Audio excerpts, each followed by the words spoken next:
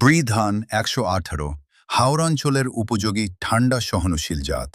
এ জাতটি প্রজনন পর্যায়ে ঠান্ডা সহনশীল হওয়ায় হাওড়ে আকস্মিক বন্যায় আধা পাকা থেকে পাকা পর্যায়ে ধান ডুবে নষ্ট হওয়ার ঝুঁকি এড়ানোর উদ্দেশ্যে উদ্ভাবিত। দেশের মোট বোরো উৎপাদনের ১৭% আসে হাওড়াঞ্চল থেকে।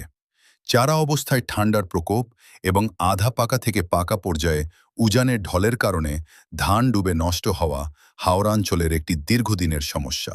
স্বল্প জীবনকালীন এ জাতটি সে সমস্যা মেটাতে সক্ষম হবে। এটি আগাম বপন করলেও চিটা হবে না এবং কমপক্ষে ৬.০ টন প্রতি হেক্টর ফলন দিতে সক্ষম।